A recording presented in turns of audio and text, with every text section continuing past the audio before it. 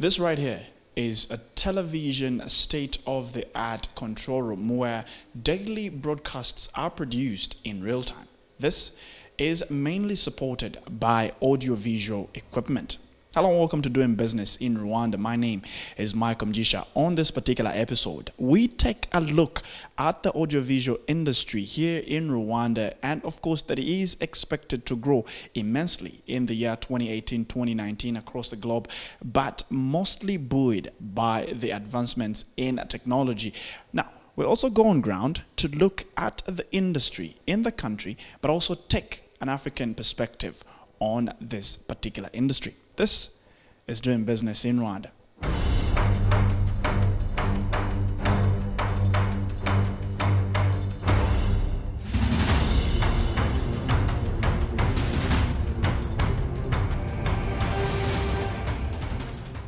To me, this is something that I see coming up. I remember last year we were talking about the audiovisual. We are talking about how the government can come in to help us artists, mostly people in audiovisual.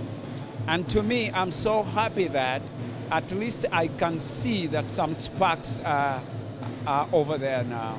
I can see that the government and some other bodies are coming up.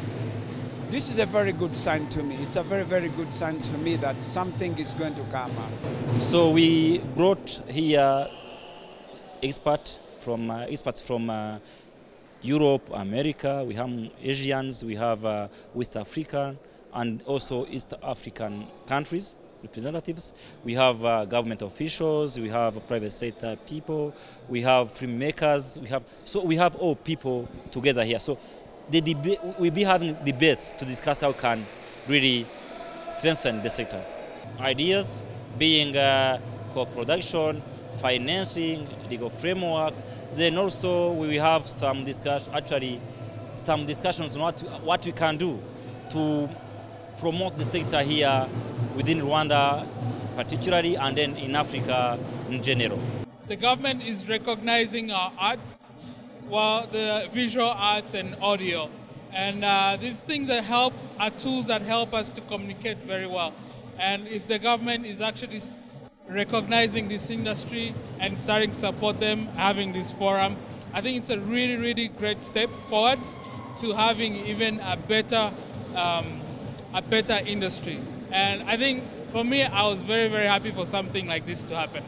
Germany is mostly funding this conference together with our colleagues from the EU and some other partners, and I think it's quite a substantial and interesting and long-term investment. So with all our projects, normally we stay for quite some time. We want to be sustainable, and that in the long run this will be a very successful endeavor. A report by the UNESCO in 2013 indicated that the creative economy was one of the most rapidly growing sectors of the world economy. The sector also registered as a highly transformative one in terms of income generation, job creation, and export earnings. This wasn't necessarily the reflection in Rwanda until now. We have some good investment. We have now the political willing. So why as government then and private people, why can't we sit together, analyze what others have been doing to make sure that actually now we do the same, or we are actually far from what they are having. And also we brought people here with funds to see whether they can finance some projects in the sector. Let's say some films, we have them here, and they'll be pitching some projects here. So far we have like 10 of those projects to be pitched. Rwanda's ambition towards the development of the audiovisual sector is rather huge. Experts commend the support to local authors and trying to push the sector to the next level, but advise against copycats and playing catch-up. First, to go its own way, its African way, and not try to just duplicate what old industry in Germany did. But what is good in Europe, and especially in Germany, is a very good basic and technical skills in the craftsmanship, how you do a movie and how do you do, for example, a modern interview. There's a huge market for small, quick videos worldwide, and there's a huge market for people who can make that. and who can look what we are doing now. For example, we are standing still in front of a camera, which is to most of our viewers pretty boring, and they want quick cuts. They want to have more moving and more. And I think Africa is a country where you can exactly find the population. The young population that can do that. We want to make it interesting, and we want to make it important. It's just a start, but I think this is the right place to be for a good start. Good place to start? Okay, but what should the government and the private sector do?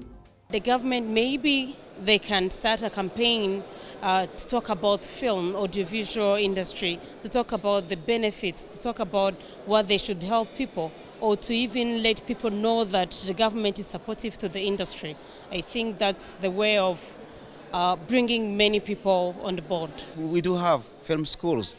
We have some faculties in the university, like the East African University. They have a filmmaking department there in Nyagatare. So we do have, but our people, they're still paying for themselves, you know. Yes, it's my own skills, but I need support, you know. I need that support. My people need that support to increase their skills. And that's what we are trying to see. And as I said earlier, the good thing is that there is a political will. What the government should really do now, it's now to uplift already what is coming up. They have already noticed that something is there. Now they really need to get hold of it and put it to a certain form.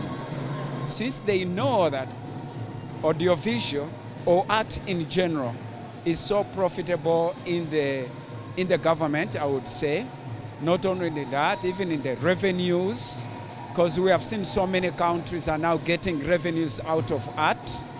Why not Rwanda? So what the government should be doing and what the private sector should be doing, it's all about coming in and putting what they can to lift it up. We have got very young, talented and passionate people who are really willing to put in their effort. They are putting in so much efforts. And that's why you see that we can go up to what we have now. It's because of the enthusiasm, it's because of the passion, and it's because of the will they have. The talent is already there. We just need, structure. But the basis is money. How to find money, and then you can set up an institution, then you can set up whatever workshop. So let's first find money, and there are many techniques. It's really hard to find investors because many people don't know the value of the content. They don't know the value of filmmaking. So we need first to show our work. We need to exhibit everything so that we can fund people who are interested in what we do. Film directors and other industry experts have several concerns on the funding of their films by Western financiers, saying that this not only influences their storyline and messaging, but also pushes Western propaganda. This has pushed the Pan-African Alliance for Movie Directors and Writers to seek a different way out.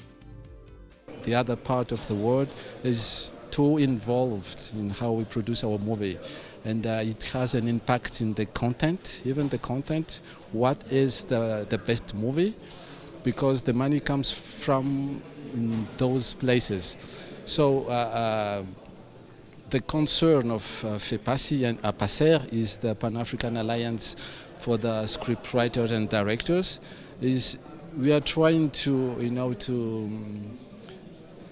implement the idea of we need to create a fund in Africa. For example, here in Rwanda, I checked and there is no film fund, and so there are many techniques. For example, the private copy, for the rights, for the society who is in charge of rights of authors and the directors here, the private copy. That means that all the equipment, telephones, USB key and so on, that can make a copy, a private copy, you tax You put a tax on it and you give the money to authors. So this is, for example, a way to get money, and that at the end the authors and filmmakers can have money to make their movie.